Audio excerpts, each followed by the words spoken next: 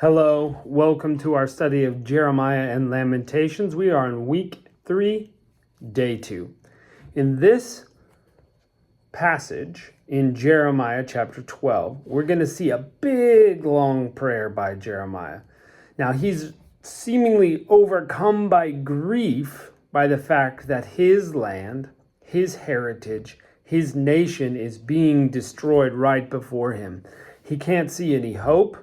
And it's really tearing him apart. So he does the right thing and he goes straight to God, which is what we should all do. When we have problems and difficulties, instead of worrying about it, we need to pray about it. Instead of going and talking to our friends first and saying, well, what am I going to do? Let's plan something out. Go to God first. Have him hear from you what's happening, though he already knows it. Let him guide you in the situation. You don't need a friend's advice. You need God in the situation. And so Jeremiah, lays it all out in front of God. And then God speaks back to him and says, look, here's what's going to happen to those who are plucking up your nation and taking it away. They have a chance because you're there, because you're in the middle of them, to come to me. That nation, Babylon, and its people have a chance to hear from you the words of mine and come to obedience. And if they do, I will build them as part of your nation. But if they don't, the nation that plucks you up is going to be plucked up. I am going to destroy them, which happened, if they don't believe in me. And so that's the interaction we have going. So let's get started in Jeremiah 12, verse 1. You are righteous, Yahweh, when I contend with you, yet would I like to plead a case with you. Why does the way of the wicked prosper? Why are they all at ease who deal very treacherously? You've planted them. Yes, they've taken root. They grow, yes, they produce fruit. You are near in their mouth, but far from their heart. But you, Yahweh, know me. Now Jeremiah is getting personal. You know me. You see me. You test my heart towards you. Pull them out like sheep for a slaughter and prepare them for the day of slaughter. How long will the land mourn and the herbs of the country wither? Because of the wickedness of those who dwell therein, and the animals and the birds are consumed, because they said, he won't see our latter end. If you have run with the footmen, and they have wearied you, how can you contend with horses? Though in the land of peace you are secure, yet how will you do in the pride of the Jordan? For even your brothers and the house of your father, even they've dealt treacherously with you. Even they've cried aloud after you. Don't believe them, though they speak beautiful words to you. So Jeremiah is praying because he sees what's happening to the people, and he has given that to God. Lord, they've done terrible things. They're lying to each other. They're saying peace, but they're at each other's throats, and they're serving false gods. Take them away. But what about me? What about my land? What are you going to do there? Look, those other people, their brothers even deal treacherously with them when they should be family together and building it up. But, they won't speak well to each other, but they'll plead in front of you, please, please, please. And Jeremiah says, forget about all of that. Forget about all of that. Take them off just like you said you were going to. Verse 7, this is Jeremiah again. I have forsaken my house. I've cast off my heritage. I've given the dearly beloved of my soul into the hand of her enemies.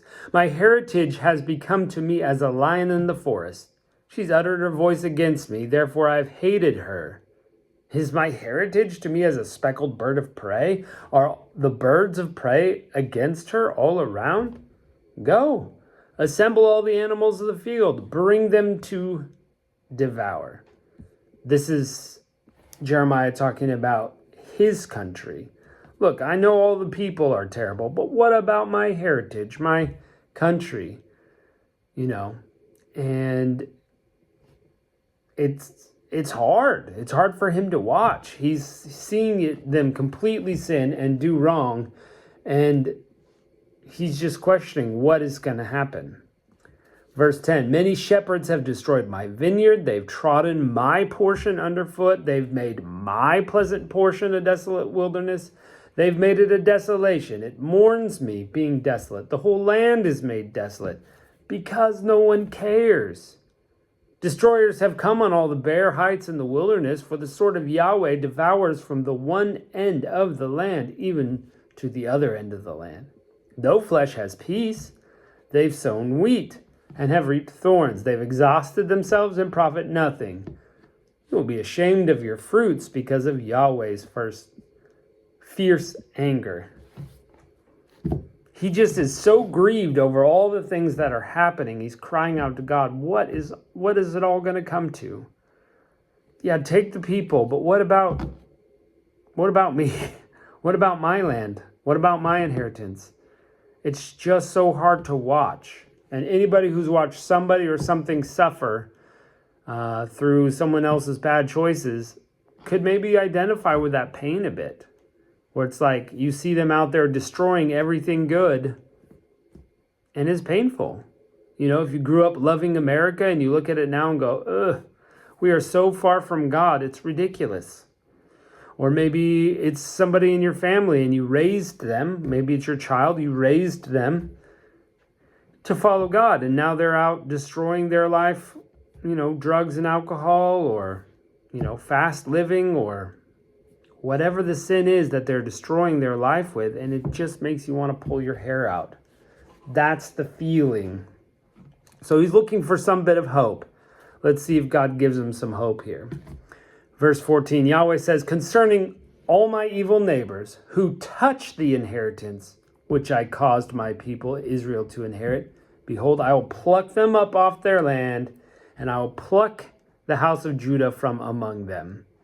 So, the enemies will be plucked out, and Judah, who's in the middle of enemies, will be plucked out of the enemies, right? It will happen that after I've plucked them up, I will return them and have compassion on them. I will bring them again, every man to his heritage, every man to his land. It will happen if they diligently learn the ways of my people to swear by my name as Yahweh lives. Even as they taught my people to swear by Baal, then they will be built up in the middle of my people. But if they will not hear, then I will pluck up that nation, plucking up and destroying it, says Yahweh. So the wording is a little tricky there. So this is what God is saying. Here's your hope, Jeremiah. Those who love and continue to serve me, once they've, been taken out of Israel, out of the kingdom of Judah, out of Jerusalem, and they've been in exile, they're going to go, whoa, we did wrong, we're going to repent, and after 70 years, God is going to pluck them up and put them right back into Israel. Okay, they're going to get their lives right. Maybe not the people who left in the first place, maybe some of their children. Maybe some of them were very young children at the time, and they'll be a lot older after 70 years and come back. But the people will come back, and that's the hope, Jeremiah. And they will be teaching the foreigners to worship God, Yahweh. Just as the foreigners taught Israel to swear by Baal, so now Israel can teach the foreigners to swear by Yahweh. So if those foreigners decide they need to serve Yahweh, because they do, they can come and be built up with the rest of the kingdom. Okay, and then I will pluck that nation up and put them in the middle of my people and build them up.